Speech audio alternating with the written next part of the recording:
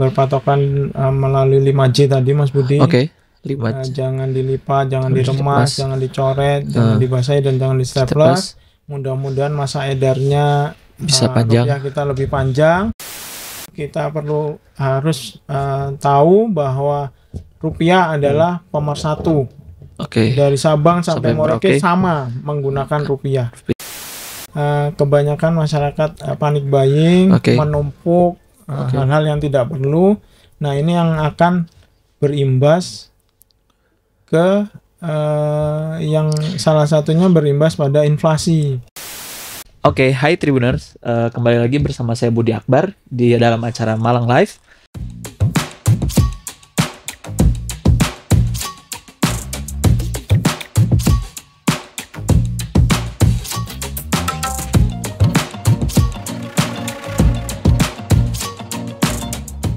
Kali ini saya bersama dengan Mas Gali Effendi, Asisten Manajer Unit Implementasi Pengelolaan Uang Rupiah Kantor Perwakilan Bank Indonesia Malang.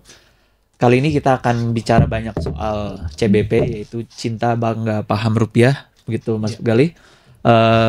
Sebelum kita mulai, saya akan memperkenalkan dulu. Mas Gali, silahkan memperkenalkan ke Tribuners. Baik, Mas Budi.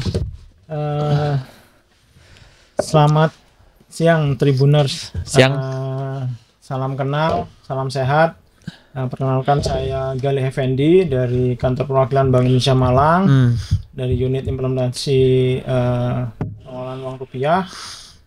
Saat ini bersama dengan Mas Budi untuk menggaungkan kepada masyarakat pemirsa Tribun News ya. Tribun News, Tribun Jatim. Terkait dengan Cinta Bangga Paham Rupiah. Begitu Mas Budi. Ya. Thank you Mas Gali untuk intronya. Nah, kita mulai sedikit memantik. Sebenarnya kan banyak digaungkan CBP, Cinta Bangga Paham Rupiah. Ya. Orang mengerti jargon CBP, sering lihat lah mungkin ya. Tapi esensinya, maknanya CBP itu apa Mas Gali? Ya, seperti yang Mas Budi sampaikan tadi, CBP itu sebenarnya singkatan dari Cinta Bangga Paham Rupiah. Ini merupakan refocusing dari yang sebelumnya Bank Indonesia lakukan tentang edukasi rupiah. Ini lebih mendetail sebagaimana amanat undang-undang bahwa Bank Indonesia merupakan salah satu lembaga yang diberikan wewenang untuk melakukan perencanaan sampai dengan pemusnahan terkait uang rupiah. Nah, refocusingnya terkait dengan cinta, bangga, dan paham rupiah. Cinta itu bagaimana, bangga bagaimana, dan paham bagaimana nanti akan lebih jauh ya. Detail, ya. Betul, Mas Budi. Tapi peran BI di sini sebagai cinta, bangga, paham rupiah tadi itu sejauh mana Mas Gali?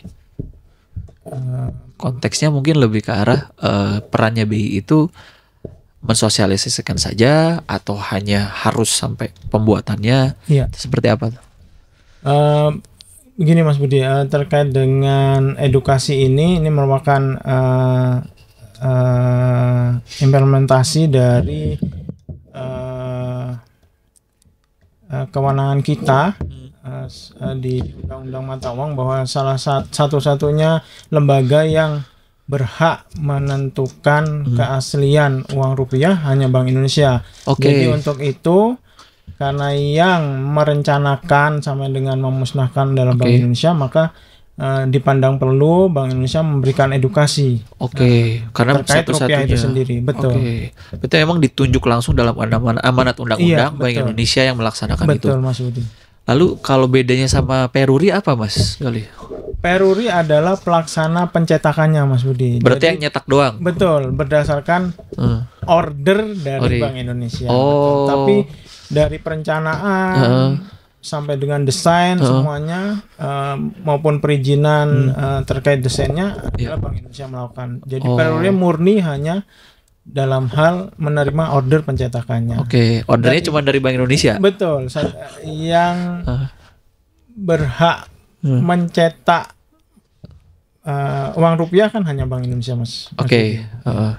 Berarti semuanya yang punya hak secara progratif adalah Bank Indonesia, Iya, betul. yang melaksanakan order adalah Peruri. Betul. Tapi secara keseluruhan Bank Indonesia itu punya dari ujung ke ujung dia Iya. yang Dari jalanin perencanaan gitu. sampai dengan ke perencanaan kembali itu punya Bank Indonesia. Iya. Oke, terkait cinta rupiah, Mas. Karena kita lahir di generasi milenial kan, zaman kecil ada yang penting kita cinta rupiah gitu kan. Ada lagunya gitu. Iya. Kenapa kita harus cinta rupiah gitu ya, dari segi mungkin dari kita pengguna sehari-hari, dari warga Indonesia, terus juga comparing mungkin kenapa kita harus cinta rupiah dibandingkan dengan dolar gitu. Iya. Seperti apa sekali. Cinta rupiah perlu kita tanamkan sejak dini, karena memang di dalam rupiah sendiri terkandung banyak hal tentang keindonesiaan. Oke. Mulai dari pahlawan nasional, dari Sabang sampai dengan Merauke, kemudian pemandangan alam. Kalau Mas Budi tahu kan ada apa namanya, pemandangan alam bawah air Wakatobi, kemudian Pulau Padar di mana, di NTT. Belum lagi di pecahan 5.000 ada Gunung Bromo, kebanggaan warga Malang, kota Malang. Nah, kemudian selain pemandangan alam juga keanekaragaman flora fauna ada juga di sana. Kemudian budaya, ada tari-tarian, kemudian kain-kain wastra Nusantara. Gitu sih Mas Budi. Itu menarik ya. Kenapa ini juga baru kepikiran aku, Mas Gali. Kenapa di uang cetak yang dicetak sama Bank Indonesia atau dari pemerintah ini banyak ada background pahlawan, ada background flora dan fauna, pemandangan alam. Spiritnya sebenarnya apa sih Mas Gali? Kenapa menampilkan itu? Salah satunya spiritnya adalah bahwa kita bangsa yang majemuk. Dari Sabang sampai dengan Merauke, untuk menumbuhkan rasa nasionalisme dan keterwakilan dari masing-masing daerah, maka apa namanya, dimunculkanlah di mata uang rupiah kita. Dan ujungnya nanti adalah untuk meningkatkan kebanggaan seluruh bangsa Indonesia dari Sabang sampai dengan Merauke. Kemudian cinta ini juga perlu kita pahami apa wujudnya bagaimana, yaitu perwujudan dengan cinta, mengenalinya, kemudian merawatnya, sekaligus menjaga diri kita. Bagaimana cara mengenalinya? Mengenali dulu deh Mas. Itu apa tuh? Mengenalinya ini sebelum adanya refocusing. Sebelumnya kan Bank Indonesia juga sudah sejak lama melakukan edukasi terkait dengan apa namanya, menghindari kejahatan uang palsu, yaitu dengan cara sederhana melalui 3D, jargon 3D. Dilihat, diraba, diterawang. Zaman kita sekolah dulu kan udah seliwar-seliwar di betul, media televisi maupun apa informasi lainnya. Dilihat, diraba dan diterawang. Dilihat apanya, yang paling mudah dilihat adalah warna dan gambarnya. Pastikan warnanya terang dan jelas. Kemudian gambar pahlawannya juga sesuai dengan masing-masing pecahan. Mungkin Mas Budi ingat pernah terjadi di salah satu daerah pecahan 2.000 disulap menjadi 20.000 ya Mas Budi. Betul, itu menarik juga karena diliput juga oleh Tribun. Salah satu pegawai pedagang di pasar itu dia dapat uang 20.000. Setelah dia telah ternyata uang 2.000 dicat Mas Gali gitu. Nah, itu gimana ceritanya? Dimanipulasi warnanya mirip dengan nominal 20.000. Warnanya hijau gitu. Nah, itu makanya kita apa namanya, mendorong masyarakat untuk lebih mengenali rupiah kita. Salah satunya itu memastikan atau minimal tahu gambar pahlawannya siapa di pecahan masing-masing nominal kan berbeda-beda. Seandainya pedagang tersebut mengetahui ciri-ciri yang ada di uang 20.000, insya Allah akan lebih mudah untuk membedakan bahwa itu Iya. bukan uang 20.000. Keberpahlawannya apa nih gitu Iya, ya. betul. Iya, iya. Dan kalau dilihat di Raba kan ada ininya ya, ada Betul. apa sih Kemudian yang namanya itu? kedua di Raba. Heeh. Di Raba itu yang pertama gambar pahlawan, Pahlawan. angka nominal, Oke. kemudian gambar Garuda Pancasila itu Iya. akan terasa kasar jika Oke. kita raba. Oke. Karena itu dicetak dengan teknik khusus. Oke. Gitu Mas Budi. Jadi nggak ada yang bisa cetak dengan teknik Betul. itu ya di Republik ini gitu, Iya. Mas. Betul. Kalau di Terawang tuh berarti ya Yang di memang Terawang adalah ruang yang kosong biasanya ada di sebelah kanan uang iya. ke arah cahaya. Oke. Itu akan muncul tanda air namanya atau Oke, watermark watermark. berupa gambar pahlawan yang sama dengan gambar utama Oke. di bagian depan. Begitu maksudnya. Berarti kalau yang kejadian 20.000 gambar pahlawannya A, ketika di Terawang gambar pahlawannya B gitu, Mas. Bisa jadi seperti itu. Oke, menarik. Nah, yang kedua tadi kan satu mengenali, yang kedua merawat. Iya. Nah, yang merawat ini seperti apa, Mas Gali, konteksnya? Nah, ini juga cinta yang berikutnya adalah bagaimana kita memperlakukan uang rupiah kita supaya lebih lama masa edarnya, Mas Budi. Oke. Kita tahu masih banyak masyarakat kita yang memperlakukan uang rupiah kita itu kurang begitu baik.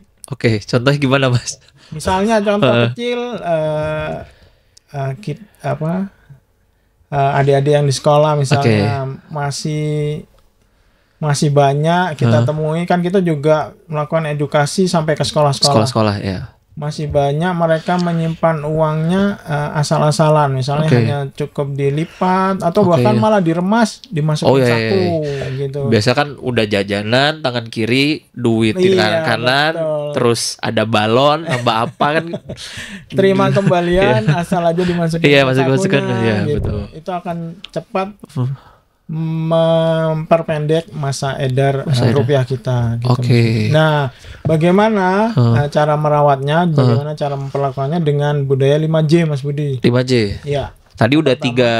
Ini 5J. Untuk mengenalinya kita pakai 3D. Oke. Kemudian untuk merawatnya kita pakai 5J. Jangan diremas.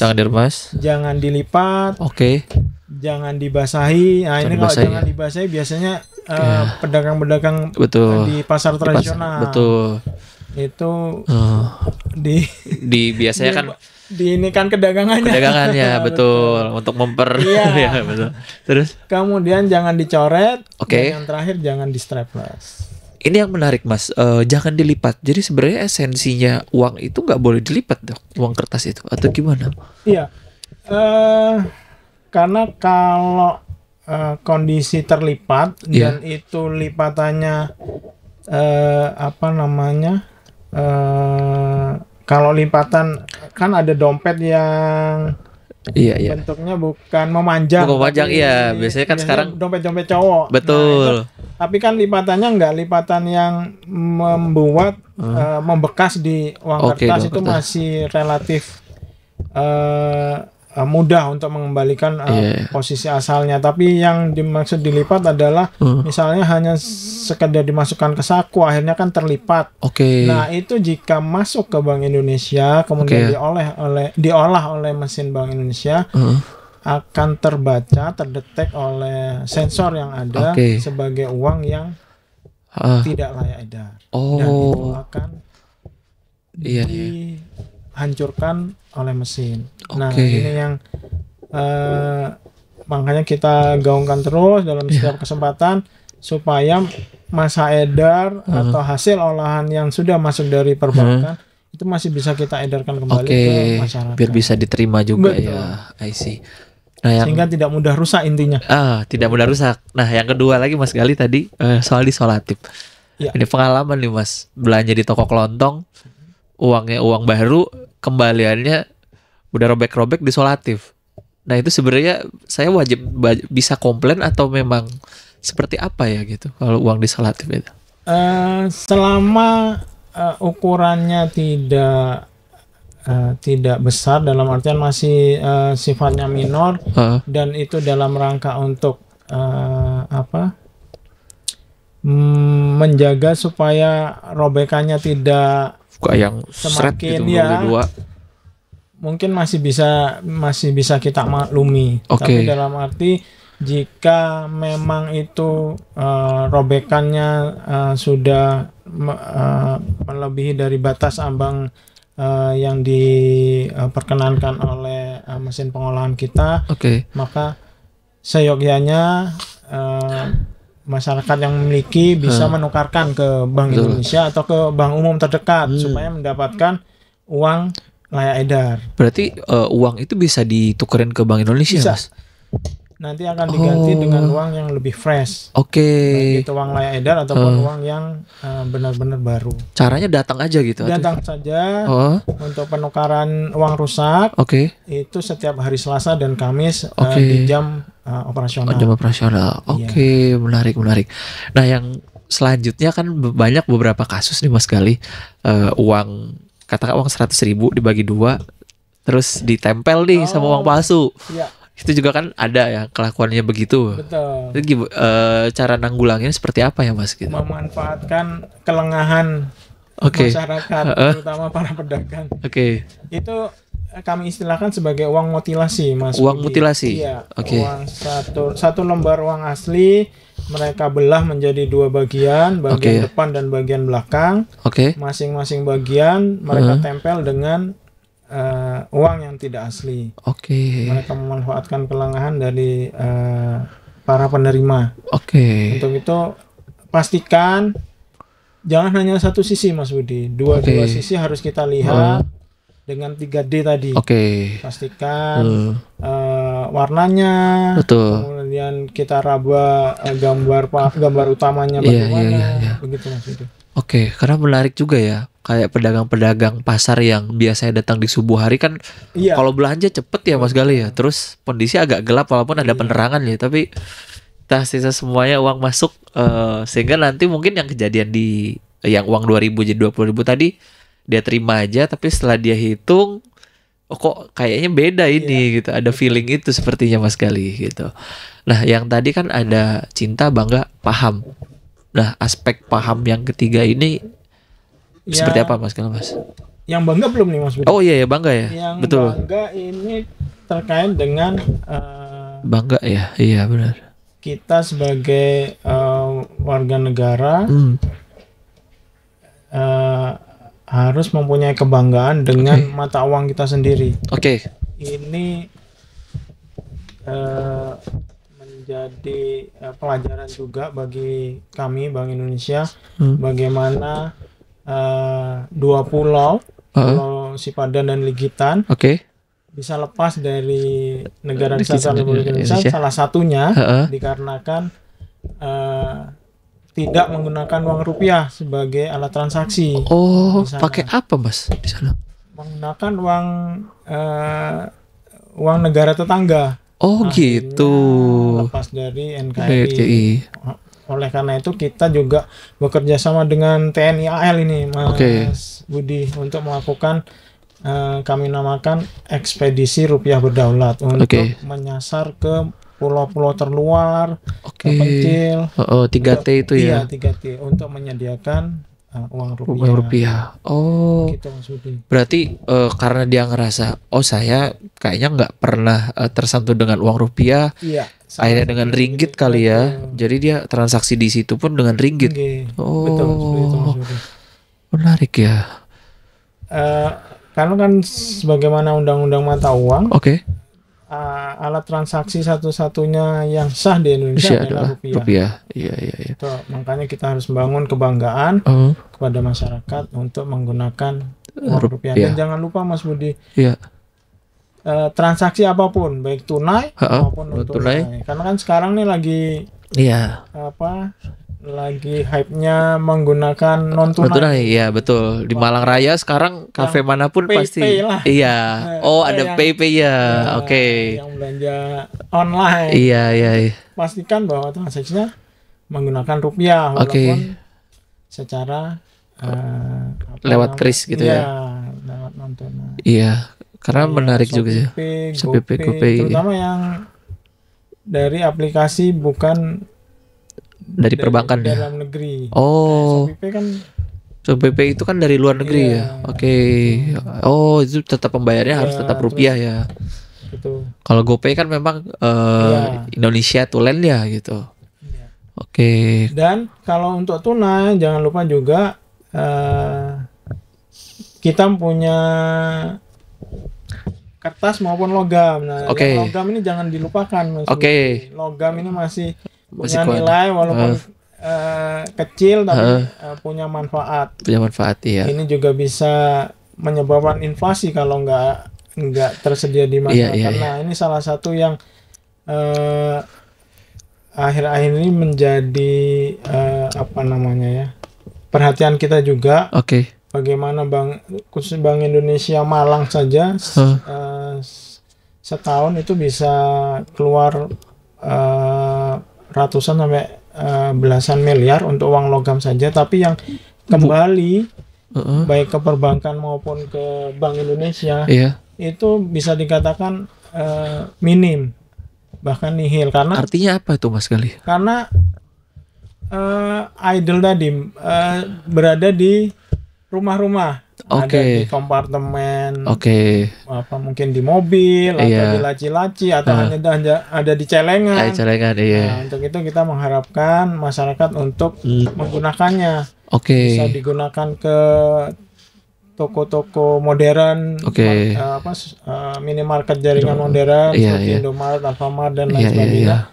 Mereka mau menerima itu karena itu juga menjadi kewajiban mereka untuk menggunakan rupiah sebagai kembalian. Karena ada peraturan atau undang-undang terkait perdagangan yang harus mewajibkan kembalian harus menggunakan uang kan? Bukan uang, bukan dengan permen, Mas. Biasanya 500 permen aja nih 2 gitu biasa. Iya, begitu. Oke. Kita mendorong masyarakat untuk mengingat bahwa logam itu masih jadi alat kembalian juga. Alat pembayaran yang sah juga. Nah, yang terkait uang koin Mas Gali. Kan lagi trending tuh di mana-mana uang koin yang zaman 90-an yang ada wayangnya itu sekarang dilelang katanya bisa sampai 50 juta 100. Nah, tendensi orang-orang untuk mengkoleksi itu juga sebenarnya banyak atau enggak sih Mas Gali? Kalau banyak atau enggaknya karena ini sifatnya koleksi ya. Jadi hanya di lingkungan kolektor yang kami pahami. Dan kalau di Bank Indonesia khususnya selama itu masih masa berlaku penukarannya masih ada, nilainya tetap sama dengan nilai nominal yang tertera di uang logam tersebut. Misalnya yang saat ini sedang dicabut koin 500 Mas Budi yang warna kuning. Yang warna kuning zaman 2000-an dulu, era 97 ya. Itu sudah dicabut, sudah bukan sebagai alat pembayaran yang sah. Bagi masyarakat yang punya bisa segera ditukarkan ke loket Bank Indonesia dengan nilai yang sama. Nah, tapi kalau di tingkat kolektor kok bisa jadi naik Mas? Luar biasa ya itu. Mungkin ya. Bisa jadi karena digoreng dalam kolektor itu sendiri sih yang sehingga harganya menjadi seperti itu. Fantastis. Bukanlah cuma saham yang jadi gorengan ya, ternyata uang Rp1.000 kolektor tuh jadi gorengan. Nah tadi kan udah bangga juga, dan sekarang kita masuk ke poin paham nih Mas Gali. Pahamnya yang di ini seperti apa? Terkait dengan paham ini bagaimana cara kita bertransaksi, kemudian membelanjakannya, dan menghematnya. Bertransaksi berarti seperti yang hampir mirip dengan yang Bangga tadi, bagaimana kita mentransaksikan uang rupiah di setiap proses transaksi kita, baik tunai maupun non tunai. Kemudian kalau yang berbelanja ini terkait dengan kita harus lebih mengutamakan produk-produk dalam negeri nih Mas Budi. Dalam rangka untuk ikut serta menggerakkan perekonomian bangsa sendiri. Kalau kita lebih banyak menggunakan produk-produk dalam negeri, otomatis kan menggerakkan perekonomian. Berarti konteksnya kalau di Malang udah pakai rupiah, beli produk UMKM atau lokal Malang sendiri, ada ekonomi berputar aktivitas juga ya. Itu jadi ujung ke ujung semuanya untung gitu ya Mas Gali. Nah, Bank Indonesia Malang ini sendiri kan sudah menggalakkan ini dari sejak tahun berapa Mas untuk CBP ini? CBP ini dari 2017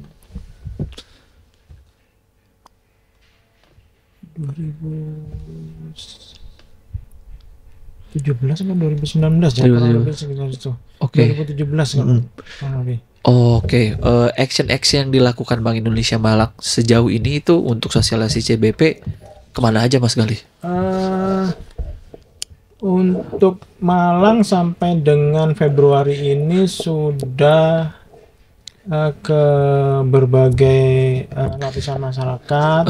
Utamanya kita terjun ke sekolah-sekolah. Mulai dari level PAUD sampai dengan SMA, kemudian ke mahasiswa, kemudian bekerja sama dengan jaringan toko modern seperti Alfamart, Indomaret. Kita memberikan edukasi kepada para kasirnya. Berarti dari 2024 ini sudah sampai dengan Februari ini kurang lebih 15 kali kita sudah sosialisasi. Targetnya 2024 sebanyak apa Mas Gali yang mau dikejar? 2024 ada guidance memang dari kantor pusat yang jelas untuk audien dan lapisan masyarakat sebanyak-banyaknya. Dan itu disesuaikan dengan momentum-momentum yang ada. Misalnya seperti sekarang kan mendekati Ramadan betul. Idul Fitri, maka mungkin kita bisa menyasar ke para pedagang, kemudian retailer seperti tadi, toko modern, kemudian ke milenial, baik pelajar maupun mahasiswa. Sebagai closing statement Mas Gali, apa yang mau disampaikan ke pendengar atau pemirsa dari Tribuners terkait cinta bangga paham rupiah ini yang akan disosialisasikan di tahun 2024? Ya Mas Budi, untuk cinta ini karena terkait dengan kita bisa mengenali rupiah kita, kemudian merawat rupiah kita supaya masa edarnya lebih lama. Dengan merawat rupiah kita paling tidak berpatokan melalui 5J tadi Mas Budi. Jangan dilipat, jangan diremas, jangan dicoret, jangan dibasahi, dan jangan di staples. Mudah-mudahan masa edarnya bisa panjang, rupiah kita lebih panjang, dan uang yang beredar di masyarakat kondisinya masih layak edar. Dengan kondisi yang masih layak edar memudahkan kita untuk mengenalinya Mas Budi. Dengan 3D tadi. Karena kalau sudah kusut, sudah kusam, itu akan lebih sulit untuk mengenali. Dengan kita mudah mengenalinya akan menjaga diri kita dari kejahatan uang palsu, karena kita sudah bisa membedakan bahwa uang itu asli atau tidak. Kemudian bangga, yang jelas kita harus menggunakan rupiah kita di setiap transaksi yang kita lakukan, baik itu tunai maupun non tunai. Dan jangan lupa gunakanlah uang logam yang ada, bukan permen, supaya mendapat kembalian bukan permen. Itu. Kemudian cinta dari bangga sisi paham bangga ini juga kita harus tahu bahwa rupiah adalah pemersatu. Dari Sabang sampai Merauke sama menggunakan rupiah. Mau kita bepergian ke Sumatera, mau ke Papua, kita tetap menggunakan rupiah, uang mata uang yang sama.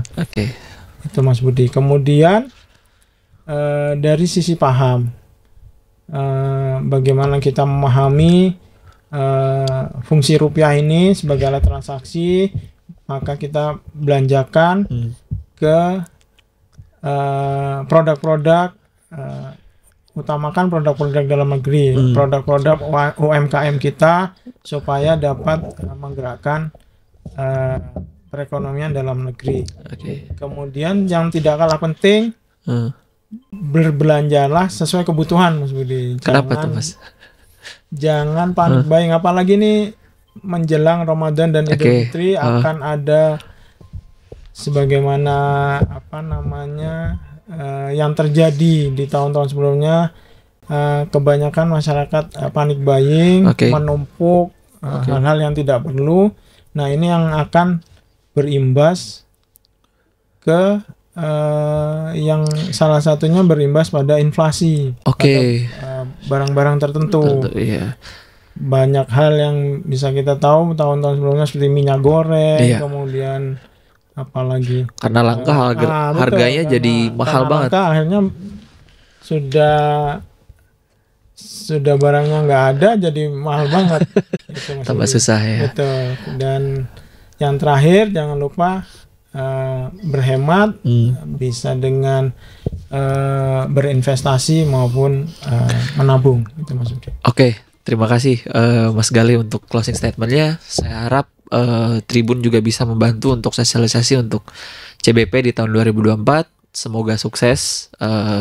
Terima kasih sudah hadir di kantor Tribun Jatim dan semoga sosialisasi di Malang Raya bisa sesuai harapan. Amin, Mas Budi. Kami juga berharap sebagaimana Mas Budi sampaikan tadi, Tribun membantu untuk menyebarluaskan CBP ini kepada masyarakat.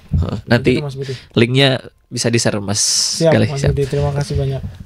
Berikut Tribuners, wawancara saya dengan Mas Gali Effendi, perwakilan dari Bank Indonesia Malang, untuk mengenai topik cinta, bangga, paham atau CBP rupiah. Terima kasih, sampai ketemu kembali di konten Malang Live. Sampai jumpa. Download Tribun X sekarang. Menghadirkan lokal menjadi Indonesia.